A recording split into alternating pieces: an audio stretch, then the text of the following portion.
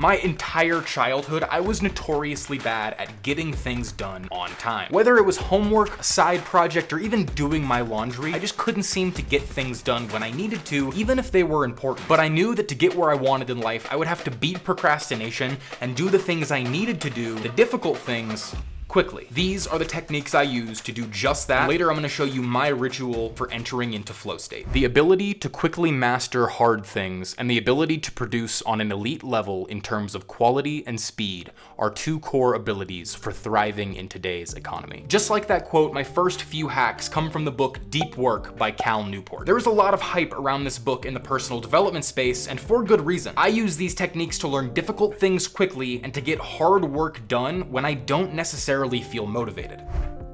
Due to constant distractions at her home, J.K. Rowling used this same technique to complete the last Harry Potter book. She checked herself into a hotel to be completely isolated with her work, and this distraction-free environment mixed with a commitment for using the space specifically for deep work allowed her to finish the bestseller on time. But you don't need a 5-star hotel to mimic these effects. During my interview prep for my current job as a data analyst, I spent a week in a secluded office in my apartment building with nothing but a laptop and a study plan. Because I was in this isolated environment with an intention to do deep work, I was able to ace statistics, analytics, and live coding interviews and get a great job at my dream company. Purposeful isolation is a very powerful tool for deep work. If you're extra prone to distractions, I'm also a big supporter at working at coffee shops, outside, or in new locations to give your brain a sense of novelty. This satisfies the distracted mind by giving it something new, and going with a plan to work sets an intention of productivity.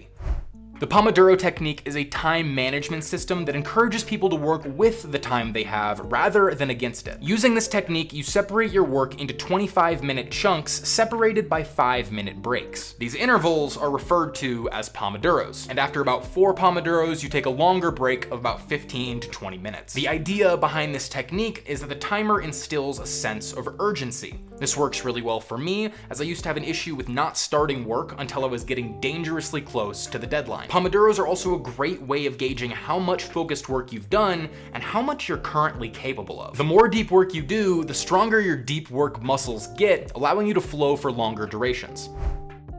If nothing else works, coffee will. Drinking a few cups of coffee strategically throughout the day can reward you with multiple successful deep work sessions. Caffeine causes an uptick in adrenaline, the hormone that's responsible for making you feel alert and energized, and dopamine, which plays a role in making you happy. Neurologically, this is the optimal state of consciousness for contributing your best work. Listening to loud and rhythmic music can also increase adrenaline levels if you're starting to doze off.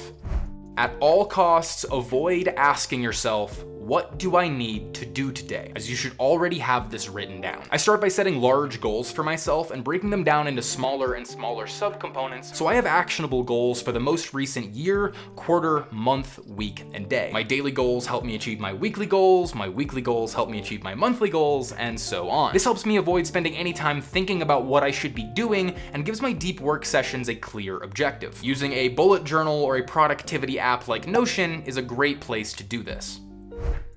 Despite what Gary Vee and other hustle entrepreneurs are trying to tell you, most people are capable of around 4 hours of deep work per day.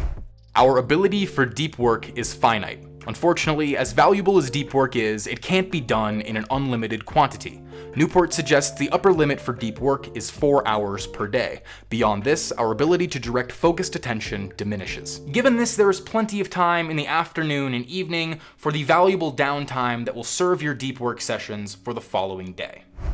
You may have heard something along the lines of, you can't be motivated all the time, so you need to rely on strong willpower and discipline. But I completely disagree. While you definitely shouldn't bank on being motivated at all times, you should also not rely on your willpower or discipline, because both will eventually fizzle, and you need a strong system to fall back on. This system, or ritual as I call it, is made up of the habits that allow you to get those 4 hours of uninterrupted deep work done every single day. When your willpower fails, this will keep you from abandoning your goals. Get a good night's sleep. I strive for around 7 or 8 hours per night if I have deep work planned for the following day. Take a cold shower to boost alertness and feel refreshed. Clear off your desk and create a deep work environment. Remove all distractions that could pull you out of a flow state. Consume caffeine. Making coffee is also quite meditative and calming to me, so this helps quiet the mind. Terrorize yourself with loud music. Get pumped up. The goal here is to raise adrenaline and dopamine levels before you start working. Vibe to the music for a few minutes while finding and writing down your target activity and outcome. Turn the music off when you're ready to begin. The first 5 minutes will likely not be super comfortable, but after you break through this barrier, you will enter a flow state. If the balance between skill and challenge is almost even, with the challenge being slightly higher than your level of skill,